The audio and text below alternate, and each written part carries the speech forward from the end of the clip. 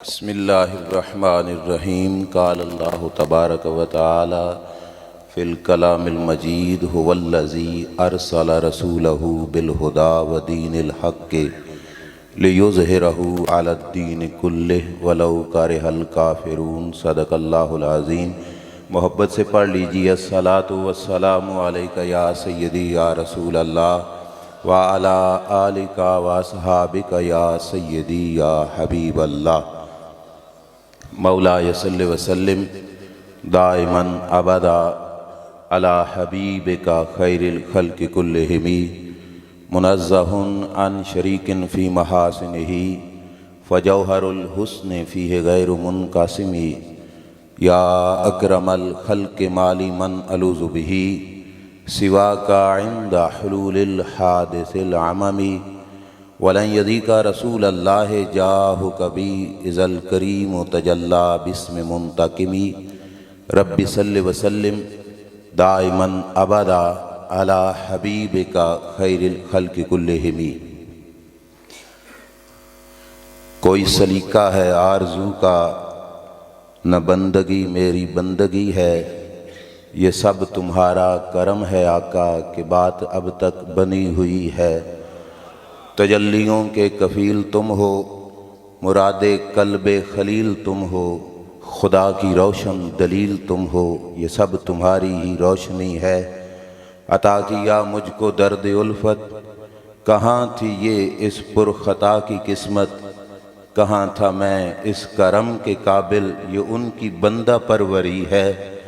کسی کو حالات کیوں بتائیں، کسی کو راز کیوں بتائیں، تم ہی سے مانگیں گے تم ہی دو گے، تمہارے در سے ہی لو لگی ہے۔ بشیر کہیے نذیر کہیے، انہیں سراج منیر کہیے، جو سر بسر ہے کلام ربی وہ میرے آقا کی زندگی ہے۔ اللہ جل شانہ کی حمد و ثنا اور اس کے پیارے حبیب سید المرسلین خاتم النبیین امام الانبیاء حضرت محمد مصطفیٰ صلی اللہ تعالیٰ علیہ وآلہ وبارک وسلم کے دربار گہربار میں ہدیہ درود و سلام بصدد و احترام عرض کرنے کے بعد، مقتدر واجب الاحترام علماء کرام، سادات اعظام، دیگر حاضرین و سامعین، السلام علیکم ورحمۃ اللہ وبرکاتہ۔ ختم نبوت کانفرنس کے اندر آپ کو مجھے حاضری کی سعادت نصیب ہو رہی ہے۔ چند باتیں میں اس حوالے سے عرض کروں گا۔ دعا ہے اللہ تعالیٰ مجھے حق سچ بیان کرنے کی اور ہم سب کو سن سنا کے عقیدہ رکھ کے عمل کی توفیق عطا فرمائے۔ اللہ کریم جل شانہ نے انسانوں کی ہدایت کے لیے سلسلہ نبوت جب سے شروع فرمایا، مختلف کتب کے اندر یہ روایت موجود ہے کہ جس وقت کوئی بھی نبی اس دنیا پہ جلوہ گر ہوتا، ہر نبی کی زبان پر یہ الفاظ ہوتے کہ میرے بعد کوئی نہ کوئی آئے گا، اور یہ الفاظ اللہ تبارک و تعالیٰ کی طرف سے ان کی ڈیوٹی تھی کہ اللہ نے ان کو آرڈر کیا ہوا تھا کہ تم نے دنیا میں جا کر یہ اعلان کرنا ہے کہ ہمارے بعد ایک آئیں گے جو خاتم النبیین صلی اللہ تعالیٰ علیہ وآلہ وسلم ہوں گے۔ حدیث پاک کے الفاظ ہیں لم یزل اللہ تعالیٰ یتقدم فی النبی فی آخر الزمان، کہ جب بھی کوئی نبی آتا اللہ ہر نبی کے زمانے میں حضور علیہ السلام کی دنیا پہ جلوہ گری کی بشارت ضرور عطا فرماتا، اور وہ بشارت اللہ کے نبی جو بھی دنیا پہ ہوتے وہ بشارت رب کی طرف سے وہ اپنی امت کو بتاتے اور فرماتے کہ ہمارے بعد ایک آخری نبی تشریف لانے والے ہیں۔ تمہاری ڈیوٹی ہے کہ اگر تمہاری زندگی میں تمہارے ہوتے ہوئے ان کا ظہور پاک ہو جائے کہ تمہارا حق بنتا ہے کہ پھر کلمہ ہمارا نہیں، پھر کلمہ ان کا پڑھنا ہے۔ یہ ڈیوٹی اللہ کے ہر نبی نے اپنی اپنی زندگی میں ادا فرمائی، اور پھر عیسیٰ علیہ السلام نے تو اس ڈیوٹی کو بڑی کمال کے ساتھ ادا فرمایا، کیونکہ اب اس کے بعد کوئی اور درمیان میں فاصلے میں تھا ہی کوئی نہیں کہ جس نے یہ اعلان کرنا ہو۔ تو عیسیٰ علیہ السلام نے اپنی زندگی میں بڑے بڑے معجزے دکھائے، بڑی بڑی شانیں دکھائیں، برس کے مریضوں کو ٹھیک کیا، مادرزاد اندھوں کو ٹھیک کیا، مردوں کو زندہ کیا، بڑی بڑی شانیں دکھائیں۔ اور اس وقت جس وقت آپ کے خالہ زاد بھائی حضرت یحییٰ علیہ السلام نے آپ کو پیغام بھیجا کہ اے عیسیٰ اتنے بڑے بڑے معجزے دکھا رہے ہو، کیا آخری نبی آپ تو نہیں؟ خاتم النبیین آپ تو نہیں؟ سنیے، آج تک کی انجیل برنباس کے اندر یہ عبارت سیدنا عیسیٰ علیہ السلام کی موجود ہے۔ اللہ کے نبی عیسیٰ علیہ السلام نے جو قاصد کو پیغام کا جواب دیا، آپ نے فرمایا مجھے کہتے ہو آخری نبی؟ فرمایا نا میں آخری نبی نہیں ہوں، اور فرمایا میں تو ان کے جوتوں کے تسمے کھولنے کی بھی طاقت نہیں رکھتا۔ اگر اللہ مجھے یہ سعادت بخشے تو میں اپنے آپ کو بڑا ذیشان پیغمبر سمجھوں گا۔ اس انداز میں عیسیٰ علیہ السلام نے بشارت دی۔ قاصد واپس گیا نا، تو واپس آ کر یحییٰ علیہ السلام کو کہا کہ وہ تو کہتے ہیں کہ میں تو ان کے جوتوں کے تسمے کھولنے کی بھی طاقت نہیں رکھتا۔ تو حضرت یحییٰ علیہ السلام نے کہا پھر ان کو کہو اتنی بڑی بڑی شانیں نہ دکھاؤ، لوگوں کو شک پڑے گا کہ تم ہی آخری نبی ہو۔ تو عیسیٰ علیہ السلام نے پتہ کیا جواب دیا؟ شانیں نہ دکھاؤں اور پھر بتاؤں کہ آنے والا ذیشان ہے، تو لوگوں کو پتہ کیسے چلے گا کہ آنے والے کا مقام کیا ہے؟ ایک بندہ خود جاہل ہو، وہ کسی کو بہت بڑا عالم کہے، لوگ کہیں گے ٹھیک ہے تجھے الف کا پتہ نہیں، تو وہ الف جانتا ہوگا، با کو نہیں جانتا ہوگا۔ ایک بندہ چوہوں سے ڈرنے والا کسی کو بہادر کہہ دے تو لوگ یہی کہیں گے تم چوہوں سے ڈرتے ہو، وہ زیادہ سے زیادہ بلی سے ڈرتا ہوگا کہ تم نے اسے بہادر کہا۔ شان سنانے والے کی بھی تو کوئی شان ہونی چاہیے۔ عیسیٰ علیہ السلام نے کہا یہ ساری شانیں سنا کر جب لوگوں کو کہوں گا کہ میں نہیں، آنے والا ذیشان ہے، میں اپنی جگہ پر، ان کا مقام اپنی جگہ پر، تو لوگوں کو پتہ چلے گا جن کے نعرے لگانے والا اتنا ذیشان ہے، ان کے بعد آنے والے کا کیا مقام ہوگا۔ ہر نبی نے نعرہ لگایا تیرے میرے آقا صلی اللہ علیہ وسلم کا۔ نبیوں کی صف میں صرف ایک نبی ہے کہ جنہوں نے دنیا میں آ کر یہ نہیں کہا کہ میرے بعد کوئی آئے گا۔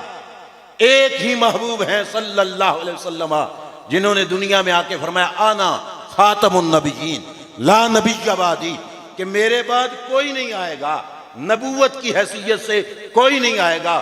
ہاں کچھ سچے آئیں گے، کچھ جھوٹے آئیں گے۔ سچے وہ ہوں گے جو میرے نقش قدم پہ چلنے والے ہوں گے، اور جھوٹے وہ ہوں گے جن کو سرکار نے فرمایا کذابون دجالون، فرمایا آئیں گے دعویٰ نبوت کا کریں گے، لیکن فرمایا میری زبان سے کہو تو ان کو کہنا ہے کذاب ہیں، دجال ہیں، جھوٹے ہیں، جھوٹوں کے سردار ہیں، میرے بعد کوئی اور نبی آ سکتا؟ اب سوال یہ ہے کہ حضور کے بعد کوئی اور آ کیوں نہیں سکتا؟ میں اس مقام پہ اکثر اوقات کہتا ہوں، پچھلے دنوں بھی جامی صاحب کے پاس میں نے کہا کہ ختم نبوت کی جب بات چلتی ہے تو ختم نبوت ہمارا فقط عقیدہ نہیں، یہ اس امت کی شان بھی ہے، یہ ہمارا اعزاز بھی ہے کہ رب نے ہمیں خاتم النبیین صلی اللہ علیہ وسلم عطا فرمائے۔ سرکار کے بعد اور آ کیوں نہیں سکتا؟ اس میں دو طرفہ شان ہے، عظمت مصطفیٰ بھی ہے اور اس محبوب کی امت کی بھی عظمت ہے کہ رب کو پتا تھا کہ اس نبی کو امت میں ایسی دے رہا ہوں جو ذہین بھی چوٹیوں کی ہے، امین بھی چوٹیوں کی ہے۔ قیامت آ جائے گی، صدیاں بیت جائیں گی، رسول اللہ کے پڑھائے ہوئے سبق میں ذرا برابر بھی رد و بدل نہیں ہوگا، کوئی تبدیلی نہیں ہوگی، کوئی تحریف نہیں ہوگی۔ اور یہ یقین مدینے کے تاجدار صلی اللہ علیہ وسلم کو خود بھی تھا کہ اپنی آخری خطبے میں فرمایا تھا لا خاف علیکم ان تشرکوا بعدی، فرمایا مجھے کوئی ڈر نہیں ہے کہ میری امت میرے جانے کے بعد شرک کرے گی۔ کیوں؟ فرمایا توحید کے سبق پڑھا کے جو خاتم النبیین جا رہا ہے، ختم نبوت کا تاج سر پہ رکھنے والا جب سبق پڑھا کے جا رہا ہے تو قیامت آ جائے گی، میرا پڑھایا سبق میری امت بھولے گی، میری امت بھولے گی۔ آج دیکھ لو عمل میں کوتاہی اپنی جگہ پہ، کسی ریڑھی لگانے والے کو بھی کہو کروڑوں روپیہ دیتے ہیں، ایک سجدہ بت کو تو کر دے، ساری زندگی مزدوری کرنے والا بھی کہے گا تیرے کروڑوں کو جوتے کی نوک پہ رکھتا ہوں، سجدہ صرف اللہ کی ذات کو کرنا ہے۔ یہ کمال ہے ہمارے آقا صلی اللہ علیہ وسلم کا کہ جنہوں نے سبق ایسا پڑھایا کہ صدیاں گزری لیکن امت کے سینوں سے وہ پڑھا ہوا سبق بھولا؟ آج تک اس سبق کا یاد ہونا بھی اس بات کی دلیل ہے کہ رب نے اپنے محبوب کو خاتم المرسلین صلی اللہ علیہ وسلم بنایا۔ موسیٰ علیہ السلام کی امت تھی، فرعون کو غرق ہوتے دیکھا، دریا سے راستہ بنتا دیکھا، اپنی نجات پائی، پرے گئے تو موسیٰ علیہ السلام کے ساتھ تھے، ایک قوم کو دیکھتا کہ سامنے بت رکھ کے پوج رہے ہیں، موسیٰ علیہ السلام سے کہنے لگے ہمیں بھی خدا اس طرح کا بنا کے دو کہ ہم بھی سامنے رکھ کے اس کی پوجا کریں۔ پھرنے میں کوئی دیر لگی؟ کوئی دیر لگی؟ موسیٰ علیہ السلام ابھی حیات ہیں، ظاہری طور پہ موجود ہیں، لیکن پھرنے میں دیر نہیں لگی، کہا اس طرح کا نبی ہمیں بھی بنا کے، خدا ہمیں بھی بنا کے دو تاکہ ہم بھی ان کی پوجا کریں۔ اور ادھر اس نبی کی امت، ادھر سرکار کا وصال ہوا، صدیق اکبر رضی اللہ تعالیٰ عنہ مسند خلافت پہ بیٹھے، یہ سرکار کے اول شاگرد کہ جس وقت نبوت کے جھوٹے دعوے دار بھی آئے اور زکوٰۃ کے منکر بھی پیدا ہوئے، اس وقت حضرت ابوبکر صدیق رضی اللہ تعالیٰ عنہ نے کیا کہا؟ فرمایا جس لشکر کو اللہ کے نبی نے زندگی کے آخری لمحے میں بھیجا تھا، فرمایا اس لشکر کو فوراً اپنے کام پہ جانا چاہیے۔ لوگوں نے حضرت صدیق اکبر کو کہا نہ بھائی تھوڑی سی دیر کر لو، باہر سے حملہ ہونے کا خطرہ ہے، سرحد اسلامی کو خطرہ ہے، اسلام کی جو خلیفہ ہیں ان کو خطرہ ہوگا، ان کی جان تک کو خطرہ ہوگا، لہذا فی الحال لشکر نہ بھیجو۔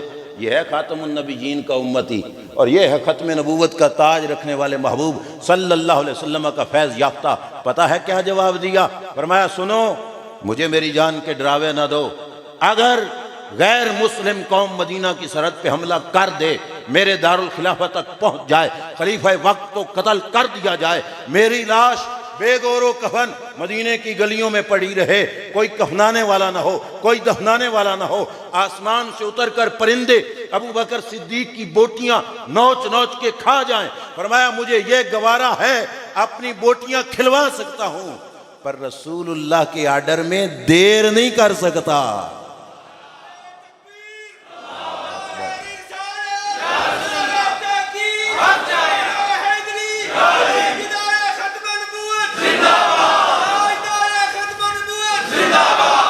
بھائیو بدل جانا تو دور کی بات ہے، چینجنگ ہو جانا تو دور کی بات ہے، یہاں تو وہ ہیں جو دیر کرنا بھی گوارا نہیں کر رہے۔ یہ عظمت صرف صدیق اکبر کی نہیں، یہ خاتم النبیین کی ختم نبوت کا ایک اظہار یہاں پہ بھی ہو رہا ہے کہ رب نے ان کو نبی وہ بخشے ہیں جن کے بعد اور کسی نے آنا ہی نہیں ہے، اور ان کا ورک اتنا کامل ہے، ان کے شاگردوں میں کمال ہی اتنا ہے کہ جو ذرہ برابر دیر کرنا بھی گوارا۔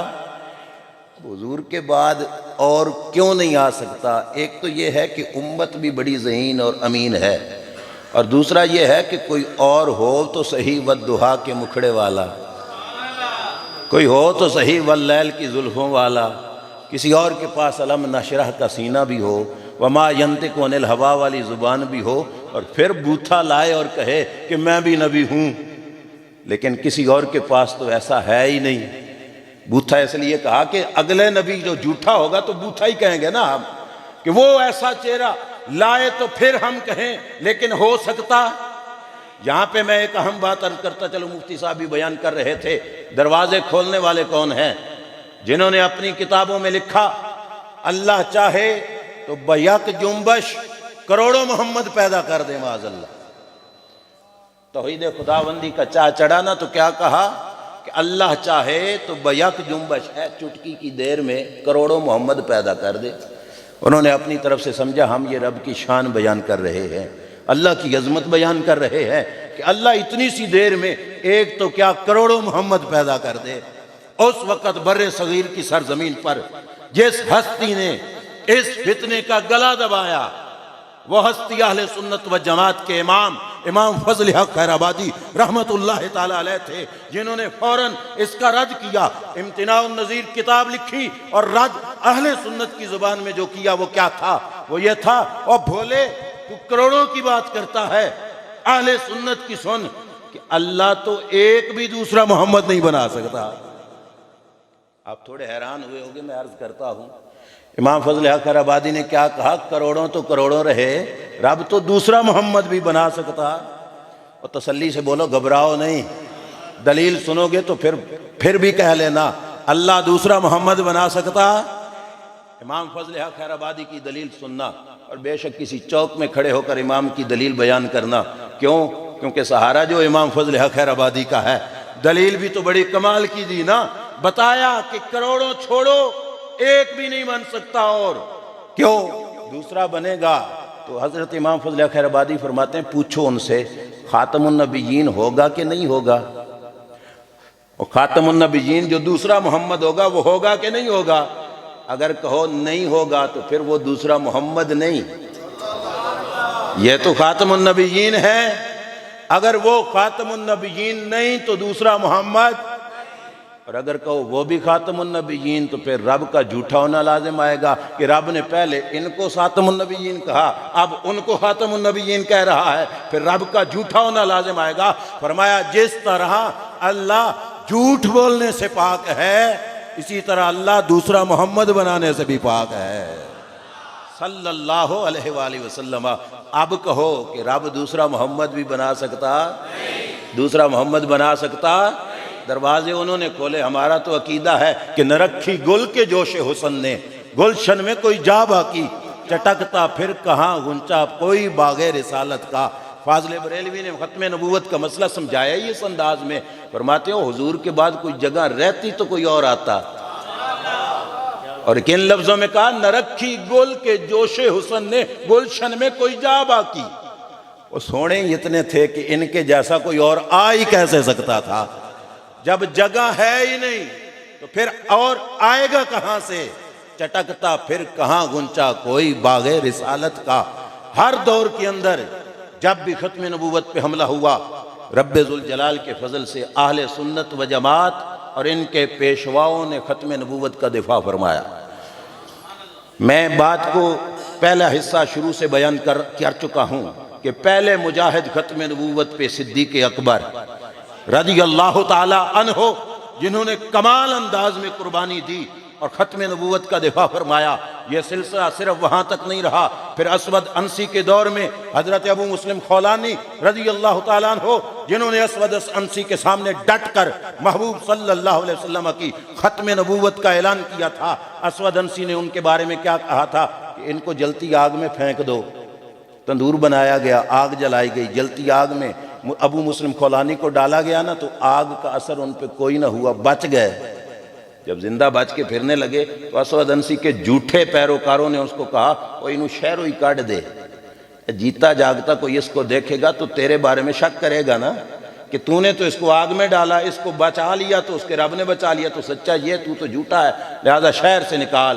وہ نکلے، وہاں سے مسجد نبوی میں پہنچے تو حضرت عمر رضی اللہ تعالیٰ عنہ سے ملاقات ہوئی تو حضرت عمر رضی اللہ تعالیٰ عنہ نے فرمایا کہاں سے؟ انہوں نے کہا فلاں علاقے سے ہوں۔ کہا وہاں پہ ایک نبوت کا جھوٹا دعوے دار ہے، کہاں ہے؟ کہا وہاں پہ ایک شخص نے ان کا مقابلہ کیا اور اس نے ان کو آگ میں ڈالا اور سنا ہے وہ زندہ بچ گیا ہے، ذرا اس کے بارے میں بھی جانتے ہو؟ تو انہوں نے کہا وہ میں ہی ہوں جس کو آگ میں ڈالا گیا تھا اور رب نے مجھے بچا لیا تھا۔ اس وقت حضرت عمر نے پتہ کیا کہا؟ کہ شکر ہے رب کا جس نے مجھے اس بندے کی زیارت کروائی کہ جس بندے پر رب نے ایسے ہی آگ کو گلزار کیا جیسے نار نمرود کو ابراہیم علیہ السلام پہ گلزار فرمایا۔ حضرت عمر کا مقام کوئی تھوڑا سا نہیں، لیکن ختم نبوت کے دفاع کرنے والے مجاہد کی زیارت کر کے رب کا شکریہ ادا کر رہے ہیں۔ یہ بھی اہل سنت و جماعت ہمارے پیشوا ہیں کہ یہ لڑی چلی بھی وہاں سے ہے۔ پھر ہر دور کے اندر ہمارے بزرگوں نے ورک کیا۔ اس وقت جس وقت 1899 میں شاید دوسرا طبقہ سویا ہوا ہو، فاضل بریلوی اعلیٰ حضرت امام اہل سنت علیہ رحمہ نے کتاب لکھی جزاء اللہ عدوہ بے بائے ہی ختم النبوہ۔ 1899 میں اعلیٰ حضرت فاضل بریلوی رحمت اللہ تعالیٰ علیہ نے اس کی تردید کے اندر کتاب لکھی اور پھر زندگی بھر وہ اس انداز کے اندر کام کیا کہ آج تک اعلیٰ حضرت فاضل بریلوی رحمت اللہ تعالیٰ علیہ کے روحانی فرزند جس میدان میں بھی بیٹھ کر ختم نبوت پہ بولتے ہیں تو پھر سر جھکانا نہیں پڑتا، سر اٹھا کے بولا کرتے ہیں۔ وہ وقت کہ جس وقت 1974 کے اندر عدالت کے اندر یہ ورک ہو رہا تھا تو مرزا ناصر نے تعزیر الناس کی عبارت پیش کی تھی۔ یہ بھی مولانا سے آپ سن رہے تھے کہ جنہوں نے راستے دیے، یہ عبارت مرزا ناصر نے باقاعدہ پیش کی تھی۔ اس وقت امام شاہ احمد نورانی صدیقی رحمت اللہ تعالیٰ علیہ کا سر بھی اونچا تھا، اور علامہ عبد المصطفیٰ ازہری رحمت اللہ تعالیٰ علیہ کا سر بھی اونچا تھا۔ جس کو سر جھکانا پڑا اس کا نام مفتی محمود تھا، کہ اسے سر اٹھا کے بولنے کی جرت نہ ہوئی۔ اس وقت امام نورانی صدیقی رحمت اللہ تعالیٰ علیہ بھی موجود تھے، مولانا عبد المصطفیٰ ازہری رحمت اللہ تعالیٰ علیہ بھی موجود تھے۔ اور یہاں پہ غلطی کا ازالہ بھی کرتا چلوں، اکثر اوقات لوگ کہتے ہیں کہ اس وقت نورانی صاحب نے ان کو یہ کہا جواباً کہ جیسے ہم تجھے کافر سمجھتے ہیں ایسے ہی اس کو کافر سمجھتے ہیں۔ میں نے آتے ہوئے امام المناظرین شیخ القرآن علامہ سعید احمد اسد صاحب دامت برکاتہم العالیہ سے فون پہ پوچھا کہ کیا یہ بات نورانی صاحب نے کہی تھی؟ انہوں نے فرمایا نورانی صاحب بالکل خاموش ہوئے تھے، اور یہ دیکھو اس حکمتوں کے پہاڑ کی دانائی، فہم و فراست، قائد اہل سنت بلکہ قائد ملت اسلامیہ، وہ اعلیٰ حضرت کا حقیقی روحانی بیٹا کہ جس نے اس وقت بھی حالات کو سامنے رکھتے ہوئے اس آپس کی لڑائی کی بجائے یہ سوچا کہ اس وقت ہماری جنگ ہے قادیانیوں کے ساتھ، اور اس موقع پر خاموشی رکھ کر ایک کام کرنا ہے ہم نے۔ امام نورانی صدیقی رحمت اللہ تعالیٰ علیہ اس وقت خاموش ہوئے، تو انہوں نے آتے ہوئے جب علامہ سعید احمد اسد نے مجھے بتایا تو مجھے اپنے شیخ کامل حضور شیخ الاسلام والمسلمین خواجہ خواجگاں خواجہ محمد قمر الدین سیالوی رحمت اللہ تعالیٰ علیہ کی بات یاد آئی کہ جس وقت رافضیوں کے خلاف حضور شیخ الاسلام لڑ رہے تھے تو یہ دوسرا طبقہ بھی ساتھ تھا۔ کسی نے کہا حضرت آپ نے ان کو ساتھ ملا لیا، حضور شیخ الاسلام خواجہ محمد قمر الدین سیالوی رحمت اللہ علیہ نے پتہ کیا فرمایا؟ فرمایا ٹھواں مارنا ہوئے تو جوتی کو بھی کام لیا جا سکتا ہے، جوتے سے بھی کام لیا جا سکتا ہے، ہم نے بچھو مارنا ہے، جوتے کو استعمال کیا جا سکتا ہے۔ یہ ہے فراست اصل میں ان بزرگوں کی کہ جن کے حصے میں رب نے امامت بھی عطا فرمائی تھی، قیادت بھی عطا فرمائی تھی۔ علامہ اقبال نے اسی وجہ سے کہا تھا نگاہ بلند سخن دل نواز جان پر سوز، یہی ہے رخت سفر میرے کارواں کے لیے۔ اور یہ امام نورانی پھر جب بیٹھے نا بھٹو کے سامنے اور بات چلی ختم نبوت کے حوالے سے، تو بھٹو کہتا مولانا مسجد کے مسائل آپ قومی اسمبلی میں لے کے آ گئے ہو، یہ مسئلہ کہ کون کافر ہے کون کافر نہیں ہے یہ کوئی مدرسہ حل کرے، مسجد حل کرے، قومی اسمبلی میں اس مسئلے کو لانے کی کیا ضرورت؟ سمجھانے میں امام نورانی نے کمال کر دیا۔ قربان جائیں ان کی عظمت پر، اللہ ان کی مزار پہ کروڑوں رحمتیں کو نزول فرمائے کہ اس ہستی نے کس رنگ میں سمجھایا، کیسی میٹھی زبان کے ساتھ۔ فرمایا بھٹو صاحب یہ بتاؤ اس وقت پاکستان کا صدر کون ہے؟ اس وقت امام نورانی سے اس نے کہا میں ہوں، بھٹو تھا نا خود تو کہا میں ہوں۔ آپ نے فرمایا اس وقت اگر کوئی دوسرا شخص یہ دعویٰ کرے کہ پاکستان کا صدر میں ہوں تو بتاؤ اس کے بارے میں کیا خیال ہے؟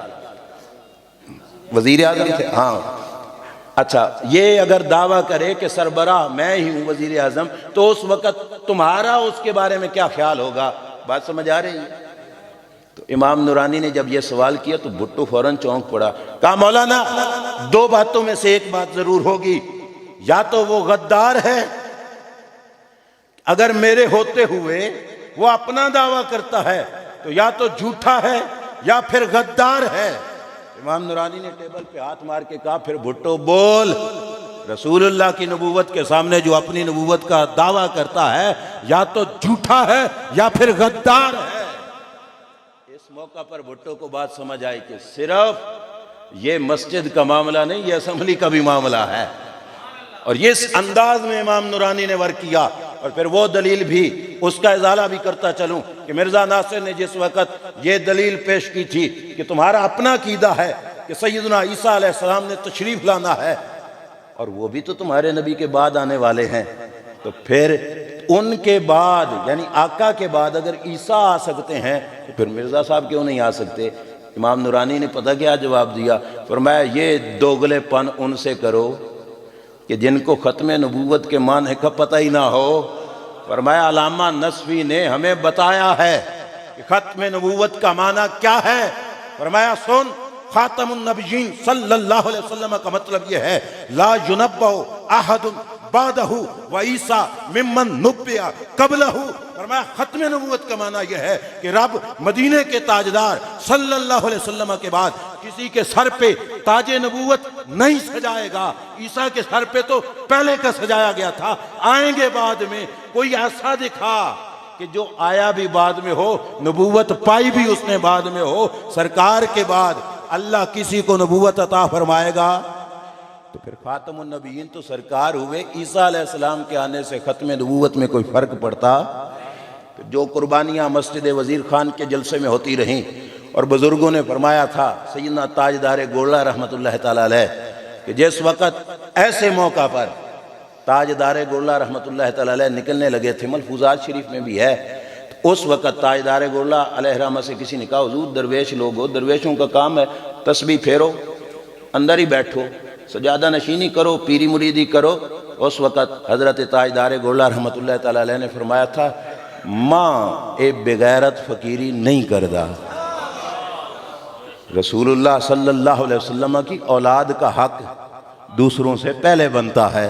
فرمایا میں جاؤں گا میدان میں، پھر اگست کا مہینہ تھا اور غالباً تاریخ انہوں نے جو طے کی ہوئی تھی وہ 25 تھی، وہاں 25 ہی تھی طے شدہ تاریخ، اور حضرت پیر مہلی شاہ صاحب رحمۃ اللہ تعالی علیہ 22 کو وہاں پہ پہنچ گئے تھے، اور وہاں پہ للکارتے رہے کہ آ میاں تیرا جو دعویٰ ہے کہ میں قرآن کی تفسیر بڑی کامل لکھتا ہوں، فرمایا میں نبوت کا دعوے دار نہیں ہوں، میں تو خاتم المرسلین صلی اللہ علیہ وسلم کے امتی ہونے کا دعوے دار ہوں، میرا مقابلہ تو کر، ذرا سامنے تو آ۔ فرمایا تو بھی لکھ، میں بھی لکھتا ہوں، زمانے کو پتہ چلے گا کہ قرآن کی تفسیر اچھی کون لکھتا ہے، اور فرمایا اگر دوسرا مسئلہ ہے تو رکھ قلم اور کاغذ صندوق میں، اور میں بھی رکھتا ہوں، آرڈر دے قلم کو، میرے علی کی قلم بھی قرآن کی تفسیر لکھے گی، بھلا تیری قلم لکھ سکتی ہے کہ نہیں؟ اعلیٰ حضرت پیر میر علی شاہ صاحب رحمۃ اللہ تعالی علیہ وہاں پہ ٹھہرے رہے، 27 اگست تک وہ کوئی نہ آیا، 27 اگست تک۔ یہ ہے حلم اور حوصلے ہمارے بزرگوں کے کہ جنہوں نے بجائے کوئی اور انداز اختیار کرنے کے کہا، پتہ نہیں کوئی مجبوری بن گئی ہوگی، نہیں آ سکا کسی ضروری کام کی وجہ سے، میں انتظار کر لیتا ہوں، آج نہیں تو کل آ، ویسی کل نہیں تو پرسوں آ جائے گا۔ تاجدار گولڑہ علیہ رحمہ نے 27 اگست تک انتظار کیا، مگر مرزا کوئی نہ ہے۔ 27 اگست کو لاہور کی بادشاہی مسجد میں اس مناظرے کئی جشن فتح مبین کے نام پہ جلسہ ہوا، اور اس جلسے میں سارے مکتبہ فکر کے لوگ جو سلوٹ کر رہے تھے وہ ہمارا امام تھا تاجدار گولڑہ، ہر کسی نے مانا، اور لوگوں نے کہا تھا کہ واقعی اس موقع پر اگر کام کر سکتا تھا تو میرے علی ہی کر سکتا تھا، یہ ان کا ہی کمال ہے۔ اور یہاں پہ ایک حسین امتزاج، تھوڑا موضوع سے ہٹ کر ایک بات ہے، وہ امتزاج کے طور پہ حسین امتزاج عرض کرتا چلوں۔ 27 اگست اس موقع پر بادشاہی مسجد لاہور میں فتح مبین کا جلسہ ہوا وہاں پر، اور ایک 27 اگست کا جلسہ جنگ کی سرزمین پہ بھی ہوتا ہے، اور تاجدار گولڑہ نے مرزے کو ہرایا تھا، اور جنگ کی سرزمین پر 27 اگست کو حضور اشرف العلماء غزالی زماں راضی دوراں فاتح مناظر زنگ علامہ محمد اشرف سیالوی رحمۃ اللہ تعالی علیہ نے حق نواز جنگوی کو ہرایا تھا۔ یہ حسین امتزاج ہے کہ اس کی ڈیٹ بھی 27 اگست ہے اور اس کی ڈیٹ بھی 27 اگست ہے۔ یہ غلاموں کے حسین امتزاج ہیں جو رب ذوالجلال نے رکھے۔ بہرحال تاجدار گولڑہ علیہ رحمہ کے سامنے وہ نہ آ سکا۔ پھر بعد میں پیر سید جماعت علی شاہ صاحب رحمۃ اللہ تعالی علیہ نے فرمایا تھا، بعد کے اندر فرمایا تھا، مناظرہ کر تو تیری مرضی، مبالغہ کر تو تیری مرضی، میں انتظار کرتا ہوں میرے سامنے آ جا۔ نہ مناظرے کے لیے آ سکا، نہ ہی مبالغے کے لیے آ سکا، اور پھر جماعت علی شاہ صاحب بھی انتظار کرتے رہے، ان کا سامنا بھی اس سے ہو سکا۔ آخر کار غصے میں آ کر آخری ڈیٹ کو 25 مئی کو حضرت پیر جماعت علی شاہ صاحب رحمۃ اللہ تعالی علیہ نے جلسے میں کھڑے ہو کے کہا 24 گھنٹوں میں جو ہوگا انشاءاللہ ساری دنیا دیکھے گی۔ یہ رب کے فقیر کی زبان کے لفظ تھے۔ پھر زمانے نے دیکھا 24 گھنٹوں کے اندر اندر مرزا دنیا سے چلا گیا، واصل جہنم ہوا۔ یہ تھا رب کے فقیر کی زبان شریف کا کارنامہ۔ پیر میر علی شاہ صاحب رحمۃ اللہ تعالیٰ علیہ نے کتابیں بھی لکھیں، اعلیٰ حضرت فاضل بریلوی علیہ الرحمہ نے بھی کتابیں لکھیں، اور پیر سید جماعت علی شاہ صاحب رحمۃ اللہ تعالیٰ علیہ نے اگرچہ تحریری طور پر ایسا نہیں لیکن انہوں نے بندے ایسے تیار کیے جو مرزے کے سامنے کھڑے ہونے والے تھے۔ ہر دور کے اندر ختم نبوت کا جس وقت بھی پہرا دینے کی ضرورت پیش آئی، اہل سنت و جماعت کے ان جو ہے لوگوں نے، ہمارے علماء نے، ہمارے اکابرین نے کام کیا۔ اور یہاں پر ایک ضروری اور اہم بات بھی میں عرض کرتا چلوں، فقط نعرہ لگا دینا ختم نبوت کا، فقط ان پہ لعنت بھیج دینا یہ کافی نہیں، عملی طور پر ہمارا عمل یہ ان کو بتائے کہ ہم اس نبی کے ماننے والے ہیں جن کے بعد کسی اور نبی کی بھی ضرورت۔ یہ عملی کوتاہی اور کمزوری دور کرنی ہے۔ میں حدیث پاک عرض کرتا ہوں اور پھر کانفرنس کا جو سبق میرے ذہن میں ناقص میں آ رہا ہے وہ عرض کر کے میں گفتگو کو سمیٹوں گا۔ حضرت عمر فاروق رضی اللہ تعالیٰ عنہ کے ہاتھ میں تورات تھی اور تورات شریف کا مطالعہ کر رہے تھے۔ حضرت عمر رضی اللہ تعالیٰ عنہ کے ہاتھ میں جب تورات دیکھی تو مدینہ کے تاجدار صلی اللہ تعالیٰ علیہ وسلم کے چہرے پر غصے کے اثرات نمودار ہو گئے۔ حضرت عمر رضی اللہ تعالیٰ عنہ بیٹھے ہیں، مزاج شناس نبوت حضرت سیدنا صدیق اکبر آئے تو انہوں نے چہرے پر غصے کے اثرات دیکھے تو کہا اے عمر دیکھتے نہیں ہو رسول اللہ صلی اللہ علیہ وسلم کے چہرے پر؟ فرمایا تو کیا فرمایا؟ فرمایا لو بدا لکم موسیٰ واتبعتموہ وترکتمونی لضللتم عن سواء السبیل۔ فرمایا عمر سن، تورات پڑھتے ہو، آج اگر موسیٰ علیہ السلام بھی اس جسم اطہر کے ساتھ ظاہری زندگی کے ساتھ تمہارے اندر جلوہ گر ہو جائیں، تم مجھے چھوڑ کے ان کے پیچھے چلو گے، رب ہدایت یافتوں سے تمہارا نام کاٹ دے گا۔ توجہ ہے آپ کی؟ کس کو تلقین ہو رہی ہے؟ عمر فاروق کو۔ اور کس کے پیچھے چلو گے؟ موسیٰ علیہ السلام کے پیچھے بھی، مجھے چھوڑ کر تو ہدایت یافتوں سے تمہارا نام۔ اور ساتھ یہ بھی بتایا، فرمایا لو کان موسیٰ حیا لما وسعہ الا اتباعی۔ آج اگر موسیٰ علیہ السلام بھی زندہ ہوتے، فرمایا اپنی تورات نہ پڑھتے، میرا قرآن ہی پڑھ کے لوگوں کو سنایا کرتے۔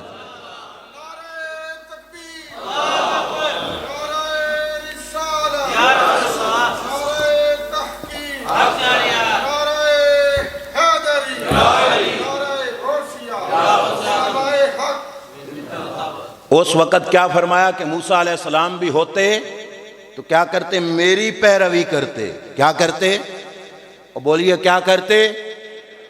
میرے ہوتے ہوئے موسیٰ علیہ السلام کے پیچھے چلنا بھی تمہارے لیے گوارا؟ کیوں؟ یہ خاتم النبیین ہیں صلی اللہ علیہ وسلم، ان کی نبوت کے کمال کا اظہار بھی یہ ہے، ان کے ہوتے ہوئے غلاموں کی نظر غیر کی طرف اٹھے ہی نہیں۔ اٹھے تو تب اٹھے جب ان سے بہتر کوئی نظر آئے۔ حضرت عمر کے دور میں ایک علاقہ فتح ہوا، فاتح لشکر کا جو سپہ سالار تھا اس نے پیغام بھیجا حضرت عمر کی طرف، حضور علاقہ فتح ہوا ہے، وہاں سے ڈھیر ساری کتابیں ہیں، بہت بڑا مکتبہ ہے، توجہ کرنا۔ ختم نبوت کا اظہار کا انداز حضرت عمر رضی اللہ تعالیٰ عنہ کا طریقہ کار کہ انہوں نے کہا کہ بہت بڑی کتابوں کی لائبریری ہے، اگر اجازت ہو تو مدینہ شریف بھیج دیں۔ حضرت عمر کا جواب سنو کیا تھا؟ فرمایا سنو، یہ کتابیں یا تو قرآن کے زیر سایہ ہیں یا قرآن سے ہٹ کر ہیں، دو ہی صورتیں ہو سکتی ہیں، یا تو قرآن کے ماتحت ہیں یا قرآن سے ہٹ کر ہیں۔ سمجھ آ رہی ہے؟ کیا فرمایا؟ مکتبے کی کتابوں کی دو صورتیں ہیں، یا تو قرآن سے ہٹ کر ہیں یا قرآن کے زیر سایہ ہیں، تابع ہیں۔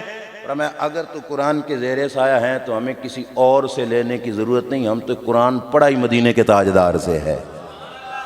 اور فرمایا اگر قرآن سے ہٹ کر ہیں تو ہمیں کسی اور کتاب کے سیکھنے کی ضرورت ہی نہیں، ہمارے لیے رب کا قرآن ہی کافی ہے۔ کیا ڈر دیا؟ فرمایا ساری کتابیں اٹھاؤ دریا میں ڈال دو، ہمیں قرآن کے ہوتے ہوئے کسی اور کی ضرورت، قرآن کے ہوتے ہوئے کسی اور کی ضرورت۔ یہ ہے اظہار مدینے کے تاجدار صلی اللہ علیہ وسلم کے امتی ہونے کا کہ ہم للچائی ہوئی نگاہوں سے غیروں کی طرف نہیں دیکھتے کہ ہماری جولیاں بری اس سرکار نے اتنی ہیں کہ ان جولیوں میں خیرات ہے ہی اتنی کہ ہمیں کسی اور کی طرف دیکھنے کی ضرورت ہی نہیں۔ ختم نبوت کے اس موقع پر مجنا چیز کا یہ پیغام ہے ہاتھ جوڑ کر آپ کے سامنے کہ اگرچہ محفل کرانا یہ بھی ایک ذریعہ ہے تبلیغ کا، لوگوں کے عقائد درست ہوں گے، لوگوں کی معلومات ہوگی۔ اس موقع پر ختم نبوت کا اعلان کرنا، نعرہ لگانا کار ثواب ہے، ان کو غلط کہنا یہ بھی اچھی بات ہے، ہمارے دل میں ان کے خلاف نفرت ہونی چاہیے، لیکن اظہار کا انداز ذرا یہ بھی تو اپناؤ کہ ہمارے پاس رسول اللہ کی شریعت ہے، اور شریعت کے ہوتے ہوئے ہمیں کسی اور کی ضرورت شریعت مصطفیٰ کے سامنے کوئی بندہ شریعت موسیٰ کی تابعداری کرے، موسیٰ علیہ السلام کے پیچھے چلے، مسلمان رہ جائے؟ اور بولیے، عیسیٰ علیہ السلام کے پیچھے چلے، نوح علیہ السلام کے پیچھے چلے، جب ان کے ہوتے ہوئے ان کی شریعت نہیں چل سکتی، میں بڑی معذرت کے ساتھ عرض کرنے لگا ہوں، رسول اللہ کے دین کے سامنے جب دوسرے نبیوں کا دین نہیں چل سکتا، کسی اور کی شریعت نہیں چل سکتی، تو ہم اپنی عقل کیوں دوڑاتے ہیں شریعت کے سامنے؟ کچھ سمجھ آئی بات؟ کوئی بھی مولانا شریعت کا مسئلہ بیان کر دے، ہم کہتے ہیں نا جی یہ بات سمجھ نہیں آ رہی۔ اور تیری عقل کامل ہے یا رسول اللہ کی عقل کامل ہے؟ رسول اللہ صلی اللہ علیہ وسلم کے ہوتے ہوئے تیرے مزاج کی کیا حیثیت کہ تو کہے مجھے نہیں سمجھ آ رہی؟ مزہ تو ہے ہی تب کہ سمجھ نہ آئے پھر بھی مان۔ عقل قربان کن پیش مصطفیٰ صلی اللہ علیہ وسلم، اپنی عقل کو نالین مصطفیٰ صلی اللہ علیہ وسلم پہ قربان کر دے۔ جب بات شریعت مصطفیٰ صلی اللہ علیہ وسلم کی آ جائے، رسول اللہ کے دین کی آ جائے، مت دوڑانا عقل کو سامنے۔ اگر عقل کو دوڑاؤ گے تو ختم نبوت کے معاملے میں کچھ کمزوری اپنی بھی کر رہے ہوگے، اور اس وقت اندر کے چور کو سیدھا کرنا ضروری ہے کہ جس نبی کا ہم نے کلمہ پڑھا اس نبی کے سامنے جب عیسیٰ علیہ السلام کی شریعت نہیں چل سکتی تو میرا دماغ کیسے چل سکتا ہے؟ یہ بڑی مصیبت ہے۔ کل بھی جمعے والے دن میں گاڑی میں آ رہا تھا، گاڑی والے کو کہا کہ نماز کے لیے گاڑی روکنا، میں نے نماز پڑھنی ہے۔ ایک بندہ میرے ساتھ بیٹھا، وہ کہتا مولانا شریعت نے جب اجازت دی ہے تم کیوں نہیں سہولت پہ عمل کرتے؟ میں نے کہا کیا؟ کہا شریعت نے جب کہا نماز قصر پڑھو تم کیوں نہیں قصر پڑھتے؟ میں نے کہا تمہیں کس نے کہا تھا میں نے 4 پڑھنی ہے؟ میں نے قصر ہی پڑھنی ہے۔ تو کہا جب قصر کی اجازت ہے تو پھر سیٹ تے ہی جانے پڑھ لو فرض۔ میں نے کہا سیٹ پہ فرض نہیں پڑھیں گے، سنتے نفل پڑھ لیں گے، فرض تو نیچے اتر کے ہی پڑھنے پڑیں گے۔ نا جی سیٹ پہ فرض پڑھیں گے۔ میں نے کہا یار حدیث رسول میں ہمیں فرض کی بات جب بھی پڑھی ہے رسول اللہ نے سواری سے اتر کر زمین پہ فرض ادا فرمایا ہے۔ ایتھے چپ ہو جانا چاہیے سی کہ نہیں؟ اور بولو بات کس کی آ گئی؟ رسول اللہ کی۔ رسول اللہ صلی اللہ علیہ وسلم کی بات کے سامنے اپنی مزاج، اپنی سمجھ، اپنی سوچ رکھنی حق بنتا ہے بھلا؟ اس نے کیا کہا؟ نہیں جی سمجھ نہیں آندی پئی میں نہیں سمجھ آندی، جب قصر کر دی تو پھر فرض سیٹ پہ ہی ہو جانے چاہیے۔ یار تو نے خاتم النبیین صلی اللہ علیہ وسلم کا کلمہ پڑھا ہے، جن کی شریعت کے سامنے کوئی شریعت بھی کام کر سکتی؟ رب نے دعویٰ فرمایا قرآن مجید کے اندر هو الذی ارسل رسولہ بالہدی ودین الحق لیظہرہ علی الدین کلہ، فرمایا میں اپنے رسول کو دین ایسا دے کے جا رہا ہوں۔ اللہ نے فرمایا میں نے اپنے رسول کو ایسا دین دیا، اور وہ رسول تمہیں ایسا سبق پڑھا کے جا رہے ہیں کہ جس دین کو اللہ نے سارے دینوں پر غلبہ عطا فرمایا ہے، سب سے بلند ہے دین اسلام، سب سے غالب ہے دین اسلام، شریعت مطہرہ۔ رسول اللہ کے کلچر کے سامنے کسی غیر کے کلچر اپنانے کی بھی ضرورت؟ اور بولتے جاؤ۔ سرکار نے اپنے غلاموں کو کوئی بھوکا رکھا؟ اور مدینہ میں گئے، عام طور پر آپ نے سنا بھی ہوگا مدینہ کے لوگ 2 تہوار مناتے تھے خوشیوں کے دن۔ صحابہ اکرام بھی وہاں پہ پہنچے تو سرکار نے فرمایا چلو ان کے وہ ہیں، ہم اپنے تہوار منایا کرتے ہیں۔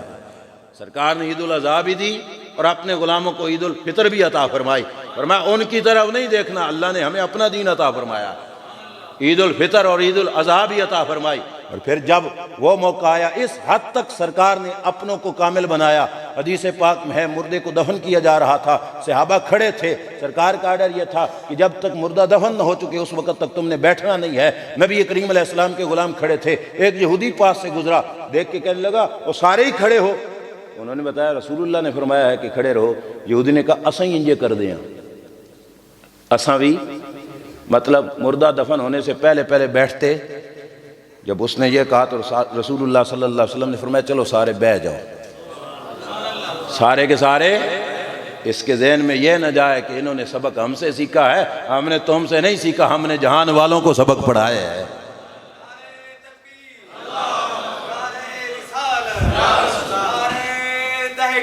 ادارے حیدری ادارے ختم نبوت۔ اس واسطے یہ کڑوی بات ضرور ہے لیکن دل پہ رکھنا۔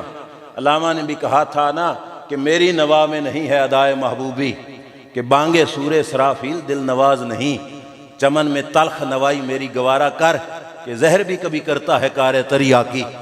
بات اگرچہ کڑوی ہے لیکن ہے ضرورت اس بات کی کہ ہم اپنے عمل سے، اپنے کردار سے جہان دنیا کے سامنے ایک رخ پیش کریں۔ ایک طبقہ ٹوپی پہنتا تھا، دوسرا پگڑی باندھتا تھا۔ میرے نبی علیہ السلام نے فرمایا تم سب کی مخالفت کرو۔ کیسے؟ فرمایا تم ٹوپی رکھ کر پگڑی باندھو۔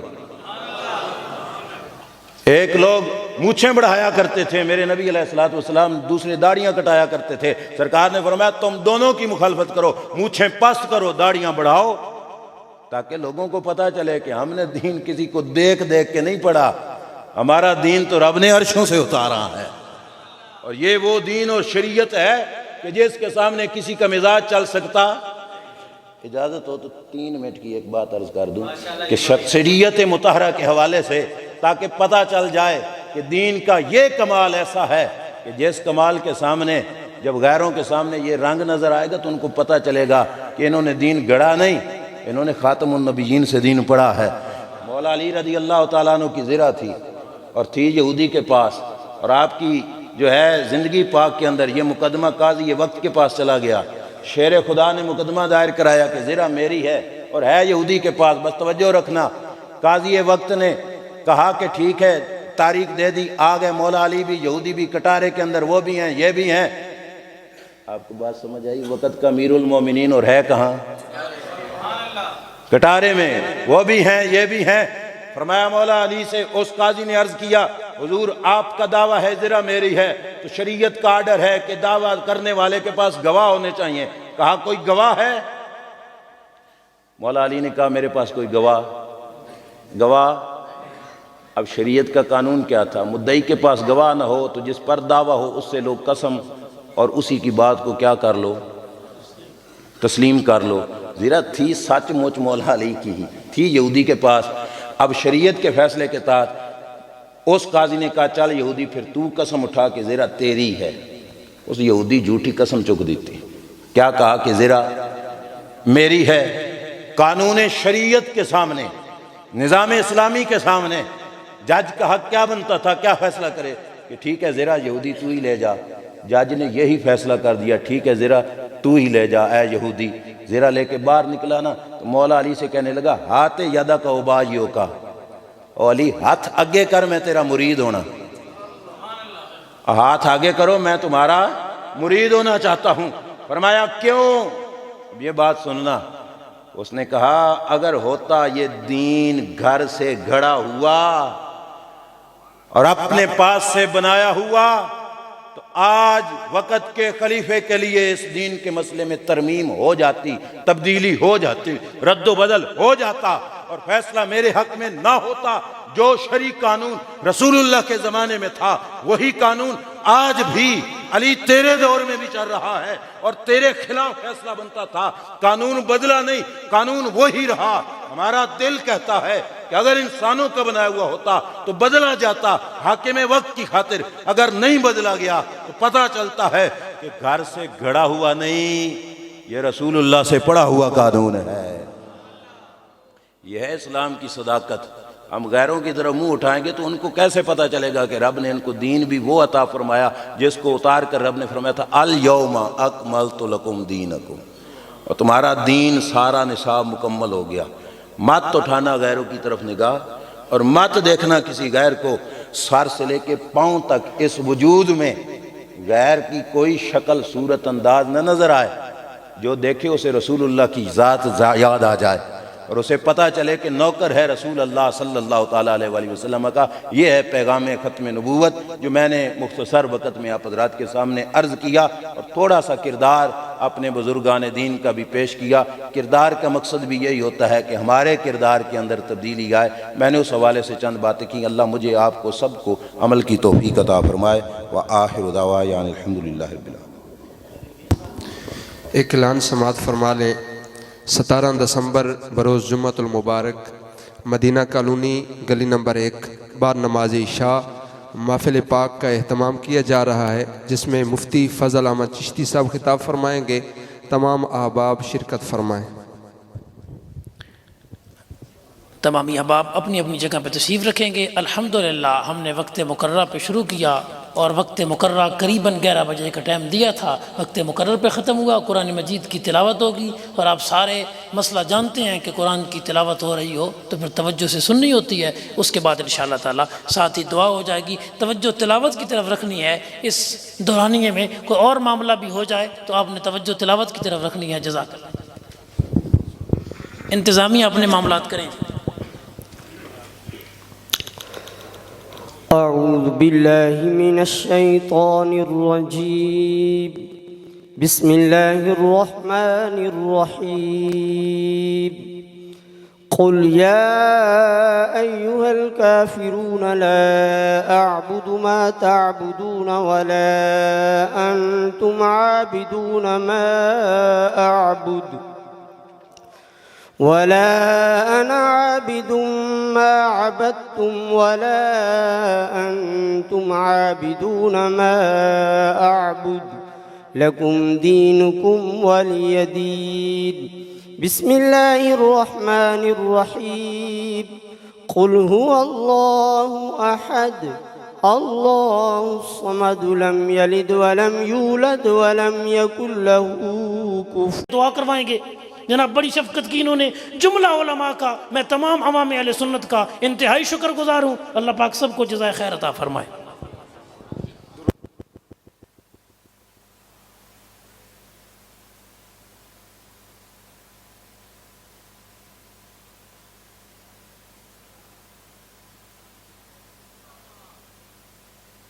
سارے آمن والے زندہ باد۔ ویسے بھی زندہ نبی دی امت زندہ باد دا ہی نعرہ لین دی نا، نبی بھی زندہ، عقیدہ بھی زندہ تے امتی بھی زندہ تے پھر نعرہ بھی زندہ باد دا ہی لگتا۔ تاجدار ختم نبوت، تاجدار ختم نبوت، تاجدار ختم نبوت۔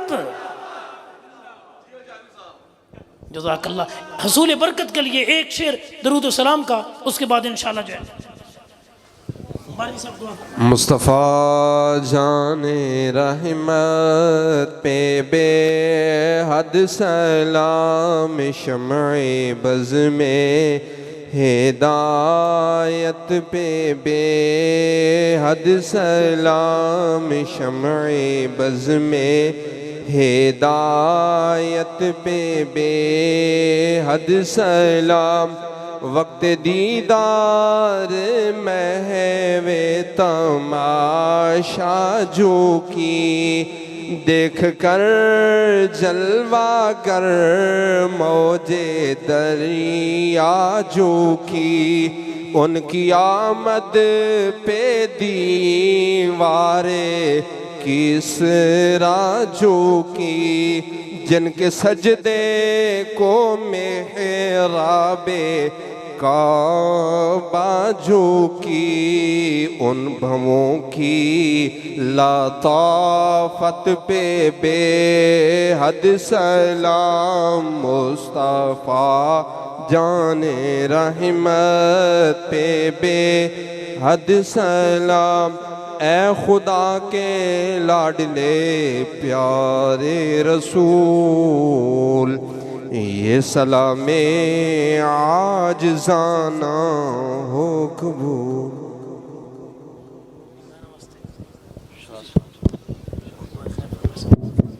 اللہم صلی علی سیدنا و شفینا و مولانا محمد و علی آلہ و اصحابہ و عطرتہ و بارک وسلم علیہ۔ الحمدللہ وکفا و سلام علی عبادہ اللہ